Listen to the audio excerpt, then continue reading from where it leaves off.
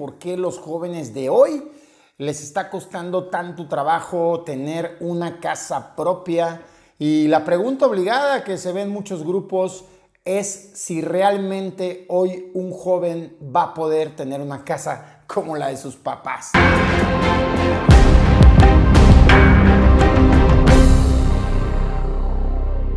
Como siempre, te agradezco mucho que le des like, que le des me gusta, que guardes este contenido, que te suscribas y adicionalmente que le des a la campanita para que te lleguen nuestras notificaciones. Recuerda que subimos un video cada semana y tú puedes estar al pendiente de él. Y bueno, primero déjame darte antecedentes en las diferentes generaciones, como es Baby Boomer, la generación X y los Millennials, cómo han ido cambiando las cosas. Y aquí me voy a apoyar bastante de este tema porque pues, son muchas cosas que están aquí y que creo que vale la pena leer lo más importante. Primero los Baby Boomers. Bueno, un punto muy importante y se sabe bien que cuando hubo la Segunda Guerra Mundial, después vino una época de expansión y obviamente esto trajo a la economía un boom y hay que ser ahora sí que muy directos y muy objetivos. En ese entonces se requería mano de obra, o sea, más trabajo y obviamente estos trabajos eran menos remunerados y por obvias razones necesitaban menos preparación. Y el joven al salir al mundo laboral pues no tenía tantos problemas como quizás lo tienen hoy porque ha cambiado todo, ahorita iría a ese punto. Obviamente hay que tomar en cuenta que para hacerte una casa existe una regla que es la más importante en la economía, que es la oferta y la demanda. Y en ese entonces la población era mucho, pero mucho más pequeña con la que hoy contamos. Así es que obviamente era muy diferente y la oferta era mucho y la demanda era poca. O sea, realmente había muchas casas, había pocos habitantes y obviamente los precios para comprar una casa eran más bajos que ahora. Y se podía comprar más rápido con menos dinero y menos esfuerzo. Quiere decir que, como lo mencionaba antes, no se necesitaban los requerimientos que hoy se necesitan en el tema laboral. Por otro lado, nos vamos a la generación X. Y aquí empezó a avanzar algo que es muy importante, que es la tecnología. Y al avanzar la tecnología se requería mayor preparación y mayor tiempo de estudios. Dependían más del tiempo de los padres, o sea, quiere decir, se volvían más dependientes de los padres y las carreras tenían un buen campo laboral y una buena paga. O sea, literalmente quien tenía una carrera ganaba muy bien, obviamente. Y en ese entonces, al terminar la preparación, se mudaban a las ciudades por mejores trabajos, menos explotados y mejor remunerados. El clásico cuate que estudiaba una carrera a lo mejor en Morelia y buscaba de forma imperiosa llegar a la Ciudad de México y obtener mejores resultados en cuanto a su economía. Y por otro lado, las ciudades obviamente crecían y los espacios disminuían y los precios de las viviendas comenzaban a subir. Punto importante, oferta y demanda. Y aquí cabe la frase de mientras menos burros, más solotes. Y pues obviamente si tienes mucho de algo, vamos a pensar muchos departamentos, pues obviamente esto hace que el valor no sea tan alto. Pero cuando tienes menos y la demanda es alta, pues obviamente ahí se crea ese incremento de precios muy importante que alguien lo tiene que pagar y obviamente son los usuarios o los consumidores. Y luego viene el incremento de los costos de la vivienda, el costo y tiempo de la educación. Esta generación tuvo menos hijos que la pasada y al haber menos competencia alcanzaron a ser bien remunerados y lograr hacer un patrimonio menor al de los padres. O sea, aún así la cosa ya se empezaba a complicar un poco más y obviamente la oferta y la demanda ya era distinta. Por último, vamos a ver lo que nos atañe, la parte objetiva, que es la parte de los millennials. Aquí es importante que los millennials crecen con una preparación, se preparan para el mundo de generación X. Los avances tecnológicos y sociales nos rebasan. Ahora se requiere mayor preparación y mayor especialización. Por otro lado, se despiden de más tiempo de los padres y se salen más tarde al mercado laboral. No sé si han visto que hay chamacos que a los 30 años todavía siguen en su casa tratando de buscar una oportunidad. Sí, las cosas están cambiando y antes los chavitos se iban mucho más rápido de sus casas y lo hacían ahora sí que a la brevedad. Punto importante, los puestos laborales ahora son menos y requieren mayor preparación.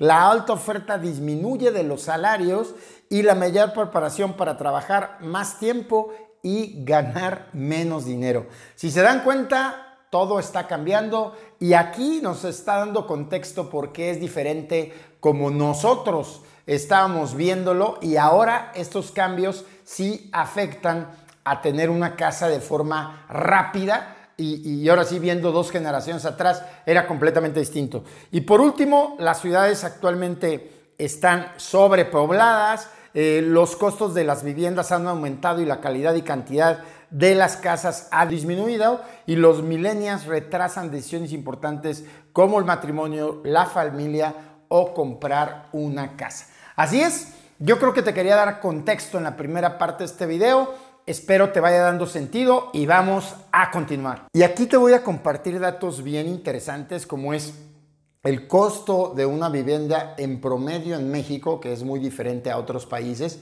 y el costo del crédito hipotecario. Aquí hicimos un ejercicio, nos dimos a la tarea de investigar y más o menos el costo promedio de una vivienda es 1,324,000 pesos. Y el costo medio, o sea que esté por abajo de eso, serían 774,000 pesos. Es un departamento quizás no más de 60 metros cuadrados, en una zona realmente, vamos a llamarle media baja, y podrás encontrar a lo mejor un par de habitaciones, una estancia muy pequeña, y realmente podrás encontrar esos precios. Pero pues sí, hay casas que superan por mucho estos dos valores, pero me gustaría enfocarme en estos dos. Y obviamente aquí voy a hacer un ejercicio muy interesante sobre el costo del crédito hipotecario. Estamos manejando una tasa de interés del 11.3%. Regularmente, como máximo, las instituciones bancarias o las instituciones hipotecarias te prestan hasta un 90% del valor de la casa. Y con ese ejercicio lo hicimos. La verdad que un 11.3% se me hace muy moderado. Yo creo que aquí lo que tienes que darte siempre cuenta es cuál es el CAT, el costo anual total, porque eso es lo que vas a acabar pagando y esta hipoteca está hecha a 20 años en el tiempo. Así es que lo primero que nos arroja, bueno, es el departamento promedio, que dijimos el tema de 1,324,000 pesos, y aquí tenemos que el enganche sería de 132,000 pesos y el crédito quedaría por 1,192,000 pesos, lo que equivale a una mensualidad de 13,800 pesos. 13,800 pesos suena fácil, pues no, la verdad es que ahorita te voy a dar más datos para que veas en qué contexto lo voy a llevar y te va a hacer mucho sentido porque es complejo comprar una casa en México. Y la otra parte pues es el pago total que tú vas a hacer durante los 20 años, sería de 3,322,800 pesos y la diferencia, que son los intereses, serían 2,133,000 pesos. Para este crédito, una institución bancaria que te está pidiendo 13,000 pesos te pide entre 2 a 3 veces el crédito. En este caso prácticamente está por arriba de las 2 veces.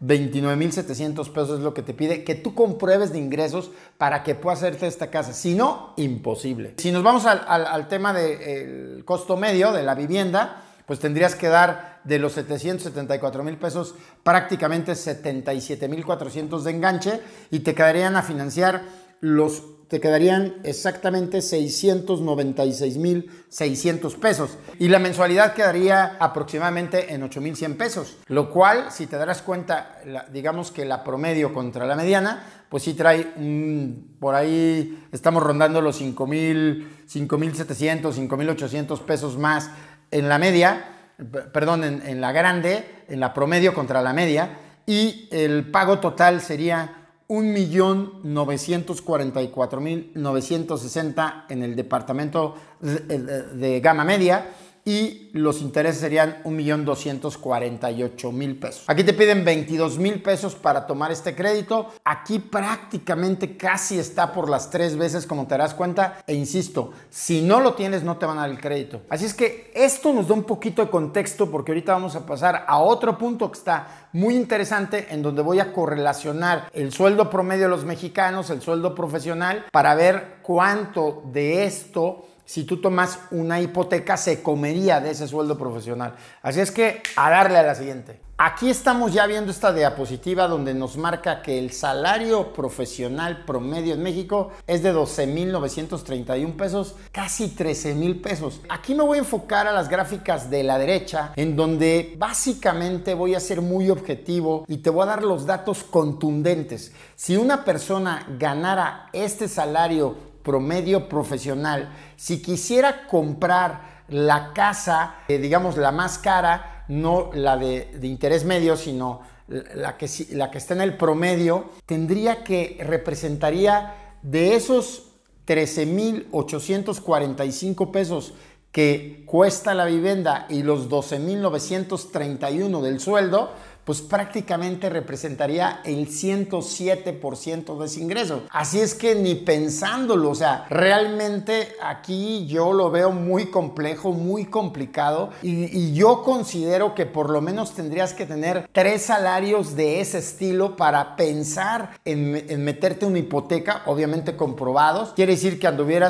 multiplicaras eso por 3 y prácticamente pues estarías invirtiendo entre un 30 y un 35% a tu vivienda, que aún así lo veo un poco alta. Mi recomendación para que tú compres una vivienda, creo que debes andar sobre el rango del 25% como máximo para que prácticamente esa hipoteca no tenga fallas. Por otro lado, si nos vamos a la media, en donde el sueldo profesional son 12,931 pesos y la media de la vivienda son 8,104 pesos, pues eso representará el 63% del costo de la vivienda media, o sea, de tu ingreso, si tuvieras un ingreso profesional. Definitivamente meterte una hipoteca con el 63% de tu ingreso, la verdad te voy a decir una cosa, durante 20 años va a ser prácticamente imposible que puedas lograr buenos resultados. Y por eso es tan importante la educación financiera y es tan relevante estar enterados de lo que sucede en nuestra cartera para tomar buenas decisiones. Creo que con esto queda muy claro que necesitas más que un sueldo profesional para adquirir una vivienda promedio, la más baja. Así es que mucho cuidado con tus decisiones financieras y sobre todo cuando compres una hipoteca.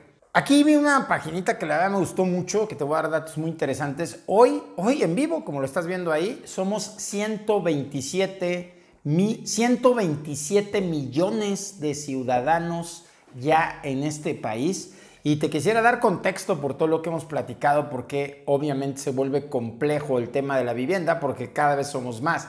Déjame decirte que nuestro pico lo vamos a alcanzar aproximadamente en el 2050, en donde vamos a ser más o menos 143 millones de personas.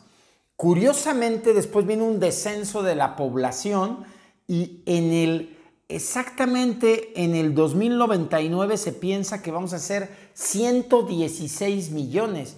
Quiere decir que vamos a ir siendo menos mexicanos al paso del tiempo. Un dato muy importante es cada minuto, ahorita que pase un minuto, están naciendo una persona. Obviamente por eso somos tantos. Y cada 3 minutos está muriendo una persona. En conclusión, nacen más personas de las que mueren y obviamente eso está haciendo una sobrepoblación. Y aquí es una clara evidencia de cómo se fue sobrepoblando México. En 1955 eran 31 millones de personas. Hoy somos 127 millones de personas. Te darás cuenta cómo ha crecido abismalmente México y obviamente tendrá que crecer la parte inmobiliaria en la medida de lo posible y obviamente, seguramente, pues las personas van a querer casas y no va a haber casas y eso va a encarecer más las casas y obviamente los créditos. Y bueno, tener una casa tiene sus ventajas y tiene sus desventajas. Y desde mi punto muy particular, me gustaría mucho que opinaras si realmente las nuevas generaciones la traen difícil para hacerse de una casa. Pero bueno, creo que sí es importante mencionarte las ventajas. Una de las ventajas es que tu propiedad se puede modificar a tu gusto y obviamente esa inversión representará seguramente que tu casa tenga un mayor incremento. Y por otro lado, el punto 2 es que obviamente se convierte en una fuente de ingresos adicional si logras rentar una propiedad. Por otro lado, pues las propiedades regularmente, insisto, regularmente, tienen una plusvalía y más o menos crecen con la inflación, lo que te protege de la misma. Por otro lado, el punto número 4, pues obviamente te va a dar una estabilidad, porque siempre tener un hogar, sobre todo para el mexicano, genera cierta estabilidad de no pagar una renta que ya sabes que es tuya. Y por último, obviamente te ayuda a ahorrar forzosamente. Quiero decir que cuando tú te pones listo para una hipoteca, pues vas a tener que tener el ahorro mes a mes para de por sí pagas intereses, no pagar más intereses. Y si conoces más ventajas, aquí en los comentarios pónmelo por favor, precisamente para rebustecer a nuestra comunidad y hacer de estos videos mejor, o sea, que sean mejores y que obviamente sean participativos. Las desventajas que desde mi punto de vista yo le veo y que he estudiado, pues obviamente que sí pueden disminuir su valor, aunque pareciese que no, pero sí se puede dar el caso que disminuya el valor un inmueble. Y el número 2, eso es muy importante, que te puede atar una ciudad. Hay gente que compra una casa para vivir ahí y ya se ve para siempre y resulta que no es así. Entonces, mucho cuidado donde vas a comprar y por lo menos piensa en un plazo largo si es para ti vivirla y disfrutarla. Por otro punto, el tercero, que es muy importante, obviamente que te resta flujo de efectivo por lógicas razones, porque si tú estás pagando una hipoteca, pues eso que estás pagando pues se te resta a lo que tú estás ganando. Pero recuerda, depende mucho tu situación personal. El punto número 4, obviamente pues vas a perder dinero con los intereses que vas a pagar. Y el punto número 5, bueno, pues que existen otras formas de invertir. No solamente te casas con una casa, a fin de cuentas todo aquel activo que sume a tu patrimonio, pues es válido, así es que piensa también en comparar con otro tipo de inversiones. Y por otro lado, pues sí es complicado el tema, el último punto, el tema de la liquidez. Los ladrillos como tal son muy complicados de venderse rápido, tampoco se pueden comer. Entonces, hacerla líquida una casa muchas veces puede ir en tu contra. Quiero decir, como necesitas dinero, tienes que bajarla del precio del mercado y obviamente te van a castigar y vas a obtener el dinero.